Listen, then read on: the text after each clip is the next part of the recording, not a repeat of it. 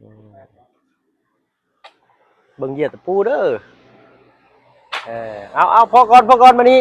เสียรางวัลให้นี่ยืนเบิ่งอยู่ฮะเนาะแหล่กระหมูก็คือข่อยเลยไปเลยเนาะเออรอเลยบ่โอ้จังพ่อเนาะจังได้เมียงามเนาะได้เอาพี่น้องเปิดคลิปเปิดภาพมาก็อยู่กับงานสั้นสูงพี่เลยเนาะยิงหลังคาอึ๊บโอ้โธ่ไปตื่นเบิดจะได้นะคู่โคบโลดโอ้หัวใจข่อยเกือบวายมาเด้อควันเลยโอ้สั่งจันโคลังคาบ่นี่หักแน่ลีเนาะลังสู่ฟ้าหน้าสู่สังกะสีงานสังกะสีนี่โมเมนต์ย่อยไปหน่อยเนาะมันทั้งแดดทั้งร้อนเลยแสงจากตะเวนส่องในสังกะสีมันแย่ตาอีกเนาะพอขึ้นโค้งห่างขึ้นหลังคาแล้วก็ยังเด้นี่ได้เก็บเงินตัวข่อยดิมือแรงนี่ฮะผมบอกเนาะทุ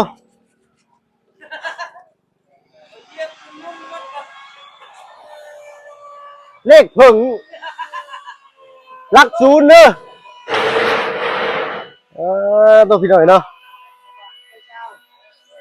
165696ลักศูนย์ใบเศร้าเพิ่นเอาใบเศร้าบ่อยดิโอ้ยเนาะกระบะกระเบาะเราวาสนาพึ่งเช้าวันกีบพี่หน่อยเนาะเดี๋ยวก่อนเด้อพี่น้องเด้อเราเอาหมูแรงด้วยเลขพึ่งกับเลขหอย024282 165696ด้วยโอ้ยบ่แม่นเขามักเล็กมาเอาดูมวนไปเลยเนาะเอาเก็บไปก่อนเนาะไปอันเบิ่งปัญหานำกัน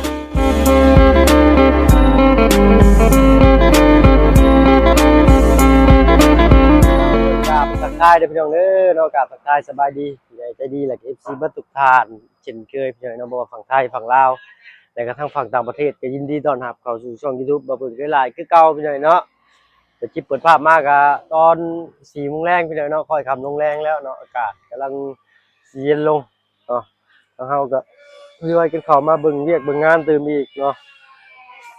พอดีมีพอหลักเนาะพอใจดีจากฝั่งไทยผู้เก่าผู้เดิมพี่น้องเนาะจากจังหวัดสมุทรปราการเนาะอยากสดสวยในเรื่องการเป็นอยู่หรือว่าการทำการเรียนของน้องเพิ่นเนาะเพิ่นก็ได้มอบหมายให้บ่าวเพิ่นเป็นสะพานบุญให้พี่น้องเนาะรอบนี้เป็นจำนวนเงิน 1,000 บาทพี่น้องเนาะหักลบค่าแรกค่าหยังแล้วก็เหลืออยู่650,000 กีบพี่น้องเนาะไหล650พี่น้องเนาะเอาหักให้อีกส่วนหนึ่งเลยพี่น้องเนาะไหลให้น้องเพิ่นเต็มเลยก็แล้วกันพี่น้องเนาะไปน้องเพิ่นสิใส่เด้บัดนี้เนาะผู้ยืนงอยคอยทางอยู่ผมมักย่อมพี่น้องเนาะเป็นจังไดพี่น้องเนาะภาพรวมบ้านน้องใจดีเพิ่นลงโตอยู่บ่เนาะโอ้งามเลยพี่น้องเนาะขึ้นได้ลงบ่ได้ปัดเครื่องหมักบวบแล้วบัดนี้เนาะอันนี้ก็ฮอดขั้นตอนขึ้นบันไดพี่น้องเนาะใส่ระดับน้ำตรงข้างแล้วบ่ช่างตรงเป๊ะเลยเนาะโอ้วางแบบวางหยังก็สิเข้าแบบบันได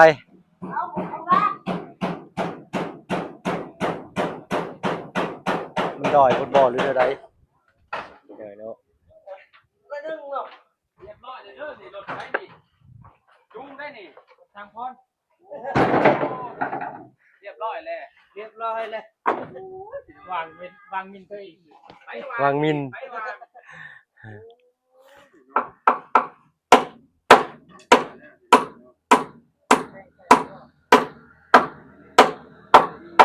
พี่น้องเนาะกำลังสร้างบันไดแล้วก็สิเทบันไดแต่ว่ามื้ออื่นถ้าว่าตูนเพิ่นสิขึ้นมาพร้อมวงกบหรือบ่พี่น้อยเนาะอยู่ได้จังว่ามื้ออื่นเช้าจังว่ากันเติมอีกนะมื้อนี้สั่งดินทรายให้น้องเพิ่นบ่ทันแล้วพี่น้อยเนาะน่าสิเป็นมื้ออื่นพี่น้อยเนาะ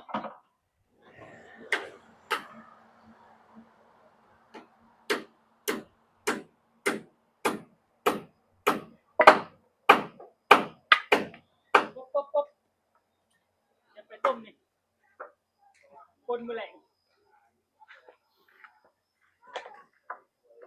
อันนั้นปะก่อนละอันนี้ไม่ต่อมันได้เพิ่นนี่ไม่เอาขอยไปพุ่มไปทางนั้นก่อนก็ได้เปล่าพี่นี่เขาสิเก็บมานี่มาหามานี่มาแล้วว่าสิพาเก็บมาหามาสุดน่ะเด้อเนาะผู้เดียวมันนักโดยแล้วว่ะไปพุ่นไปหามเทินขึ้นมาข้างนอกไปยังใช้ได้อยู่นี่ฮะวางเขานี่คุณเหยียบตะปูได้โยนไปแล้วล่ะ1 2เอา1 2นั่นน่ะเอาอันนี้โฮมทางขึ้นนี่ก็ได้อันนี้เพราะว่าน่าจะยังใช้ได้อยู่เอาไว้ดังไฟแมนอันนี้ก็ใช้ได้ละสั่นเลยพี่น้องเด้อน้องกล้องกระมัวมองโอ้ยเอาตั้งกล้องเบาก็จักไปใช่เลยว่างๆเจ้าก็เก็บด้วยล่ะเด้อเนาะบ่ต้องถ่ายเพิ่นบอกเนาะซอยเพิ่นเพราะว่ามื้ออื่นเพิ่นสิขุดแม่นบ่อันน่ะสั่งแหละมื้ออื่นสิขุดบ่มื้ออื่นน่ะมื้ออื่นสิขุดบ่เคลียร์ขุดออกพี่น้อยเนาะไม้เชล่านี่เพิ่นน่าสิได้ขึ้นบนบ่หรือว่าอีกตารางไว้ตารางแล้วมันจึงบ่หกทั้งเฮือนขุดฝั่งนั้นก่อนหน่อยเนาะด้วยถ้ารุ่นเบิ่งพอดีทางมื้ออื่นเขาทีมงานสิขึ้นมาอีกนะครับบ่าวตูนบ่าวไล่ลุงหนวดเนาะวันนี้ทางลุงหนวดก็เมื่อเช็ครถเพิ่นอยู่พี่น้อยเนาะอยู่บ้านพอเพิ่นพบพี่น้อยเนาะต่อนั่นแหละแล้วเพิ่นแล้วเวียกแล้วหยังก็เก็บไปดังไฟต่อ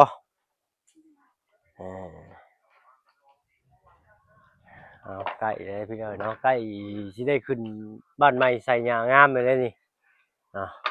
ใกล้สิกินลาบกินก้อยอีกแล้วบาดนี่เอายังไง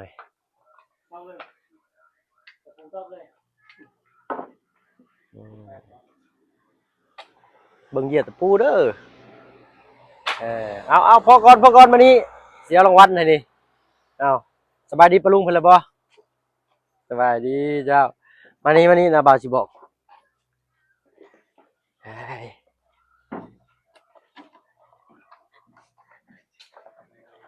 แม่เจ้าไปใช้หลามมื้อนี่โอ้เพิ่นไปปลูกข้าวเนาะพี่หน่อยเนาะพอดีมาทางนี้ก็ได้ละมันจังบ่ย้อนแสงให้น้องเลี้ยงมาผิดก็ได้ละปึ๊บขาตั้งกล้องทางลุงเพิ่นยืมไปก่อนพี่หน่อยนะเพราะว่าทางเพิ่นไปผู้เดียวได้มีคนจับให้ทางนี้ใครแน่คนหลายอยู่พี่หน่อยเนาะเอาก็กราบทักทายสบายดีปะลุงอีกเทื่อนึงพี่หน่อยเนาะพอดีมื้อนี้เนาะมีทาง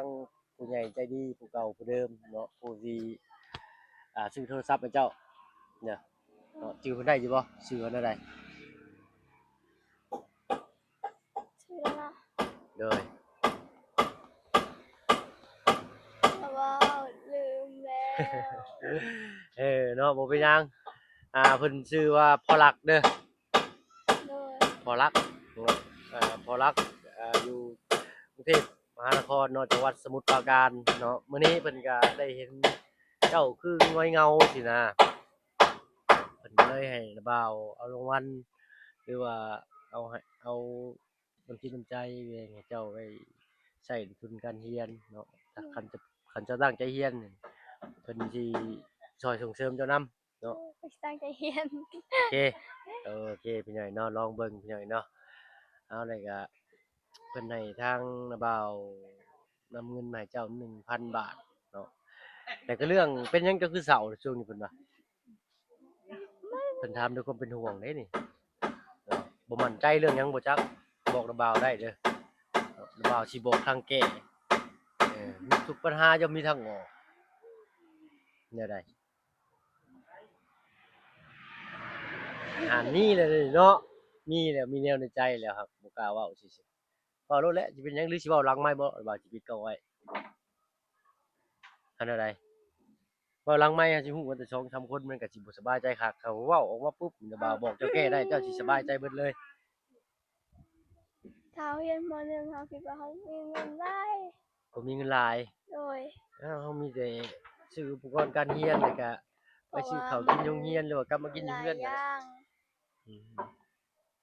กลุ้มใจเรื่องนี้บ่นี่ และน้าบ่าวบอกว่าน้าบ่าวแล้วเฮ็ดเฮือนน่ะน้าบ่าวสิมือ อ้าวเนาะซุมน้าบ่าวก็แล้วเวียกซุมน้าบ่าวก็ไปแล้วเนาะซุมน้าบ่าวก็ไปทางอื่นคือจังซี่เมื่อก่อนน้าบ่าวอยู่บ้านตะกี้แม่นบ่ก็ยับขึ้นมาตะกี้อยู่แก่งจองพุ่นอยู่แก่งจองก็ยับขึ้นมาพี่บ้านหนองไซยับขึ้นบ้านหนองไซแล้วก็น้าบ่าวก็ยับขึ้นมาอยู่บ้านแก่งไข่แล้วก็ลงไปบ้านแก่งทองแล้วก็กลับขึ้นมาพี่เพื่อนน้องน้ำเพื่อนน้องน้ำก่อนที่จะกลับลงไปแก่งไข่แล้วก็ลามขึ้นมาจนฮอดบ้านที่เจ้านี่เมื่อก่อนอยู่บ้านสกีนั้นบ้านสกีจากหลังกับบ้านสกีบ้านประตู7ปีนำและตอน3บ้านน้องน้ำแม่นบ่บ้านน้องน้ำบ้านสกีเนาะแล้วก็บ้านน้องน้ำก่อนแล้วก็บ้านประตู7ปีแล้วก็บ้านน้องไม้น้องทาย3หลังบ้านสกี แล้วบ้านนี้บ้านน้าป๊อบนี่ บ้านน้องป๊อบบ้านน้องนางน้อยบ้านสกีใหญ่นี่นะบ้านน้องนางน้อยหลังหนึงมาบุญสารวัตรเพิ่นประมาณส่ำนั้นแหละเนาะ บ่เป็นสวรรค์เฮ็ดให้ แม่นเนาะคือสิแหละตอนช่วงน้ำบ่าวมันชุมน้ำบ่าวยังอยู่ชุมทีมงานยังอยู่นี่เจ้าก็ตั้งใจเอาแหละเนาะซุมเฮาบ่ได้อยู่นำเฮิงใดมีหยังก็เว้าโลดซุมน้ำบ่าวบ่อยู่ไผสิแนะนำซุเจ้าบัดเจ้าได้สิฮู้บัดนี้พอแต่ก็สิเฮิงๆแวะมาเทื่อหนึงยามมีเวียกมีงานพู้นแหละเด้อ โดย บ่สบายใจเรื่องหยังไปได้แบตโทรศัพท์น่ะบ่าวสิเบิดเออบ่ได้ เรื่อง เว้า การเรียนและเรื่องน้าบ่าวว่าสิมือแล้ว สองอย่างนี่ แม่นบ่บ่เรื่องอื่นนำบ่ บ่มี บ่มีเนาะอ๋อเด้อเรื่องการเรียนนี่คันเจ้าตั้งใจฮอดขึ้นม .1 เพิ่นสิช่วยฉุกยู้เจ้าจนฮอดม .7 เด้อเว้าให้ฟังเข้าใจแล้ว โดย เว้าให้มีอ่อนน้อมถ่อมตนบ่ให้นึกหน้าซื่อๆมันคือคนรุ่นเดียวกันเนาะเฮาถ่ายคลิปลงไปนี่ของน้าบ่าวนี่แฮ่งเลียวคักน้าบ่าวบ่ค่อยตัดคลิปออกเด้เนาะเจ้าเว้าหยังก็อันนั้นอยู่ได้เนาะอ่าแต่ก็บ่ค่อยอันนั้นปานใดดอกพี่น้องเนาะเพราะน้องมันยังน้อยอยู่บางเทื่อได้ก็เอาลงไปแล้วก็คนเบิ่งบ่แม่นแต่บ้านเฮาบ่แม่นแต่เจ้าข้อยได้ก็หลายอยู่เนาะคือว่าก็บ่หลายนะก็หลายอยู่เนาะก็ออกไปหลายอยู่เนาะก็ไกลอยู่ว่าซั่นซะเนาะแต่บ่แม่นแต่ช่องบ่าวเพิ่งพี่น้องช่องใหญ่ๆบ่ช่องเขาลุงบ่บ่าวบุญสารวัตรบ่บ่าวบุญบ้านป่าบ่ลุงหนวดบ่าวตูนบ่าวช่างคนแห่งเบิ่งหลายฉะนั้นแล้วเฮาต้องนำเสนอแต่สิ่งดีๆการเว้าการจาสมมุติเด้เนาะพ่อแม่ใจดีอยู่ฝั่งต่างประเทศวันดีคืนดีเพิ่นโอ๊ยเมื่อเล่นบ้านซองทางฝั่งลาวก่อนว่าข้ามมาฮอดเวียงจันทน์ปึ๊บแล้วก็ต่อรถมาสวรรค์เนาะเห็นเส้นทางเลข9คิดได้ว่าน้องใจดีเพิ่นอยู่บ้านนี้เนาะลองนั่งรถมาเบิ่งก่อนจัก200กว่ากิโลมาจอดเทินปุ๊บแล้วเจ้าสิทักทายเพิ่นแนวใดบาดนี้เนาะเออมื้อใดก็มื้อหนึงเพิ่นต้องมีอยู่แล้วเนาะบ่ผู้ใดก็ผู้หนึงมาเบิ่งเนาะบ่แม่นมื้อนี้ก็มื้อหน้ารุ่นลูกรุ่นหลานก็ว่าไปพี่น้อยเนาะต้องมีสักมื้อใดมื้อหนึงเพิ่นจักเบิ่งเด้เนาะน้องเพิ่นทุกข์ยากเนาะน้องเพิ่นเป็นจั่งใดเด้ทีมงานช่วยเหลือแล้วอันนี้คือการสมมุติฐานให้เจ้าฟังเนาะสมมุติเจ้าบ่ฮู้จักการเว้าเจ้าฮู้จักเว้าแต่พื้นฐานเจ้าว่าอืมแล้วก็แบบบ่ใช้คำอ่อนน้อมถ่อมตนนั่นล่ะเพิ่นฟังแล้วเพิ่นก็บ่อยากเว้านำเฮาหึงหันนะแล้วทีมงานเข้ามาทีมงานบ่ได้บอกบ่ได้สอนบ่ประมาณนี้นะจริงๆทีมงานก็เว้าอยู่พี่น้อยเนาะค่อยๆเว้าเอาเพิ่นบ่าเว้าถูกบ่ โดย เออมันก็มีแหน่อันใดที่ว่าน่ะบ่าวเว้ามันดีอันใดที่บ่าวเว้ามันบ่ดีเออมันก็มีดีแหน่บ่ดีแหน่ปะปนกันไปอย่าเชื่อแต่แนวมันดีอะแหละ น้าบ่าวอีหมด ดีเบิดบ่ โดย แม่นอยู่บ่พี่น้องเอออ้าวถ้าว่าน่ะบ่าวเว้าดีแหละอยากเว้าดีคือน่ะบ่าวบ่ โ โดย โดยเบิ่งเอาการเว้าการจานะเว้าก็ยังว่าบ่ดีพอพี่น้องสำหรับอ้ายยังว่าอ้ายยังเว้าบ่ถูกบ่ต้องปานใดเนาะยังบ่มีหลักการคักปานใดเนาะแต่ก็พยายามเว้าให้มันอ่ชัดถ้อยชัดความเนาะชัดถ้อยชัดความแล้วก็ค่อยเว้าเนาะแล้วก็ใช้คำที่ว่ามันอ่อนโยนแล้วก็บางเบาที่สุดพี่น้องเนาะการเว้าการจาการเว้ากับผู้ใหญ่คือกันเราต้องเวลาเพิ่นเว้า เราบ่ต้องลบหน้าเพิ่นจะเว้าไปทางอื่นเนาะเวลาเว้ากับผู้ใหญ่เพิ่นหมู่คู่มายืนอยู่ทางข้างบ่หรือทางหลังเราบ่เพิ่มเว้ากันก่อนก็ได้เราฟังเพิ่นเว้าก่อนเวลาเรียนคือกันเวลาเจ้านั่งเรียนในห้องนั่งกัน2คนแม่นบ่ในโต๊ะหรือ3คนเนาะ2เนาะถือว่าโอเคอยู่พี่น้องเมื่อก่อนอ้ายนั่งฟังห้อง4คนโต๊ะเดียวหั่นหนีบกันยังดีนะสิเจ้าแล้วพอมันขึ้นห้องม.เลยเด้เนาะทางอ้ายเรียนฮอดแต่ประถมสิของป2จังซี่ของป2ขี่ไก่โป่บ้านใดเนาะอันนี้ก็สมมุตินั่งกัน2คนก็เวลาเรียนก็ตั้งใจเรียนบ่ให้ล้มกันบ่ให้มั่วเมามอยกันจนเกินไปหั้นนะน่ะบ่าวเคยได้น่ะบ่าวจดอ่านเขียนแล้วก่อนหมู่มานั่งเคาะไม้ป๊อกป๊อกป๊อกอะลีอันนี้เนาะความขี้ดื้อแล้วบัดนี้เลยอาจารย์เพิ่นเอาไม้แส่นะตีโต๊ะตั้มแหน่มาปึ๊บน่ะบ่าวก็เซาบัดบ่าวก็มานั่งน่ะบ่าวก็มานั่งคิดเบิ่งเฮาก็ เฮ็ดบ่ถูกหั้นนะเนาะมันรบกวนคนอื่นเอาใจนั่นก็นักเรียนหาเขาหยอเห็นบ่กกันเด้ ทุกคนมันย่อมมีเด้บ่เขาหยอกกันแหละครูเอาไม้แล้ว โต๊ะจ้าโต๊ะเออแล้วเขาก็บ่กล้าเขาเลยนั่งซื่อนั่นซื่อเลย ๆเอาจนอยาก อ่านเวลาเพิ่นร้ายเฮาอย่าไปหัวมันสิกะในความหัวของเฮาในความอารมณ์ดีของเฮาเนาะและในอารมณ์ที่คนร้ายอีกคนหนึ่งสิเฮ็ดให้เฮายั่วยุเพิ่นเฮ็ดให้เขาทำร้ายเฮาสมมุติเพิ่นร้ายปึ๊บแล้วก็บ่ต้องเว้าเฉยอยู่เวลาเขาใจดีเฮาค่อยไปเว้าอืมลองคั่วมันตีเฮาแล้วเราเยอะเอออะไรก็ช่างเขาน่ะเนาะเฮาบ่เฮียนเอาแบบเขาก็พอเฮามันดีบ่เขาเยอะๆบ่ดีบ่เฮาก็บ่เฮ็ดเนาะเฮาฮู้ว่ามันบ่ดีแล้วเฮาก็บ่เฮ็ดส่ำนั้นแหละคือว่าแหละเนาะน้องเพิ่นก็อายุห่างกัน12ปีเนาะกำลังสิใหญ่กำลังสิเริ่มสิอายแล้วส่ำนี้เนาะแต่บ่ต้องอายเด้ออย่าอายทำกินอย่าหมิ่นเงินน้อยเพิ่นว่าเนาะคือการ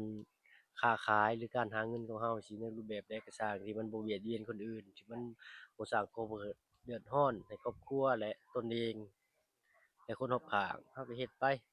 เจ้าสิไปขายผักขายหญ้าก็แล้วแต่เจ้าสิหาบขายมันบ่เดือดร้อนเวลาเป็นหยังมานะอย่างสมมุติว่าเจ้าไป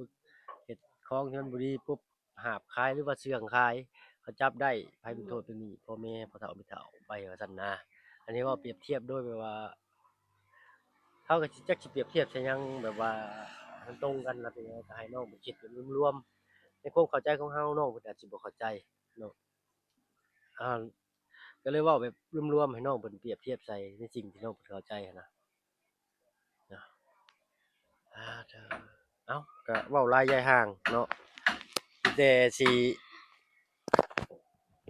เอาเงินให้น้องเพิ่นพี่น้อยเนาะจำนวนเงิน 1,000 บาทเด้อพี่น้องเด้อบ่แม่นเพิ่นอืม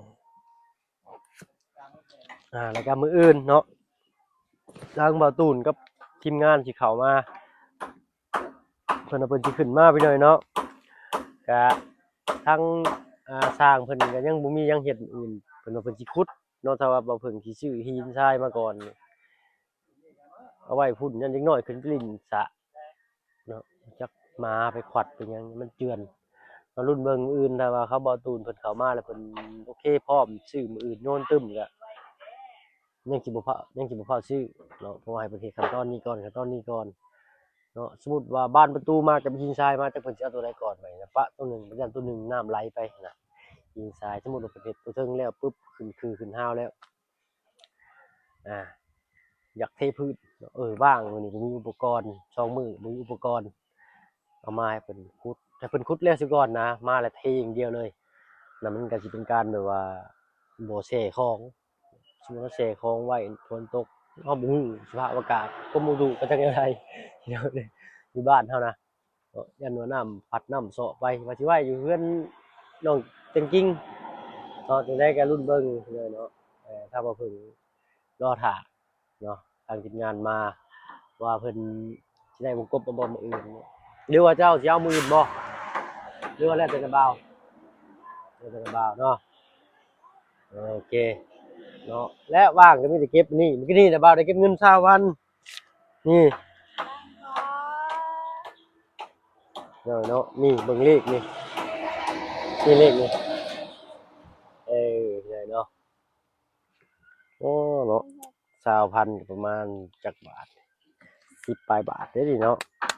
10ปลายบาทอยู่กรุงเทพกินเป๊ปซี่ได้ขวดหนึงได้นี่12บาทไปล้าง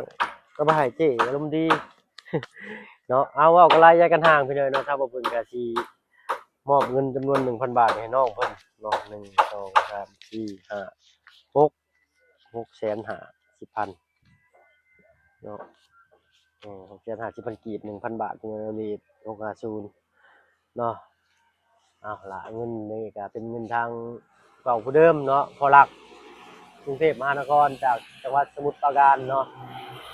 นี่แหละเพิ่นฝากมาบอกแต่ว่าให้ตั้งใจเรียนซื่อๆเนาะ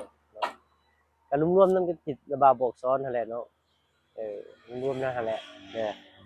เนาะขอให้เป็นค่อยไปเงินจะเด้อนี่เด้อเอาไว้ล่ะเดี๋ยวเราได้ก่อนเอาเงินขอบใจระบาแล้วก็ขอบใจทางผู้ใหญ่เพิ่นนำเด้อเนาะเอาจับเอาก่อนล่ะเดี๋ยวระบาสิเงินใหม่ให้โอเคอ่ะใจเพิ่น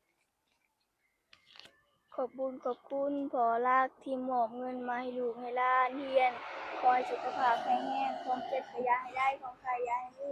ปรารถนาสิ่งใดก็ขอให้ได้สิ่งนั้นและขอให้อายุมันขวัญยืนสาธุเนาะถ้าบ่เพิ่นก็บ่มีหยังต่อบุญแทนคุณทางพอรักเพิ่นพี่น้อยเนาะอยู่จังหวัดสมุทรปราการก็มีแต่คำเว้าคำจาคำอวยพรในใจ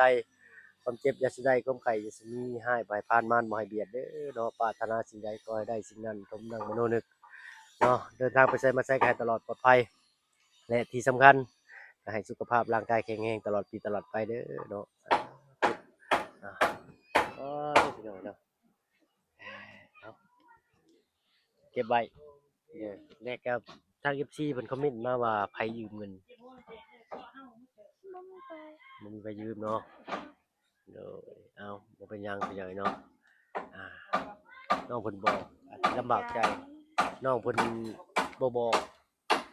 ก็อาจสิสบายใจกว่าพี่น้อยเนาะเฮาฮู้แล้วก็ฮู้บ่เป็นหยังเนาะแต่ทางน้าบ่าวก็บ่ฮู้ดอกเนาะเพราะว่าคอมเมนต์FC เพิ่นคอมเมนต์มาหั้นนะเนาะก็สุดแล้วแต่ครอบครัวน้องเพิ่นเนาะบางทีน้องเพิ่นคือง่ายพี่น้อยเนาะน้ำพึ่งเรือเสือพึ่งป่าประมาณนี้นะเนาะว่าน้องเพิ่นก็คิดได้ว่าอะไรก็เนาะก็คือว่าเพิ่นได้บุญเพิ่นมาตลอดก็ช่วยเหลือเพิ่นคืนประมาณนี้นะพี่น้อยเนาะเอ้าก็คือสิเดาๆกันออกอยู่เนาะในคอมเมนต์ที่เห็นอยู่พี่น้อยเนาะเอ้เนาะค่ำพุ่นบ่ล่ะแม่จะมาก็มาจังหน่อยก็มาหยังขอบพักพัก2เทื่อแหละผัก2เทื่อเลยเพิ่นสิปลูกหยังปลูกข้าวบ่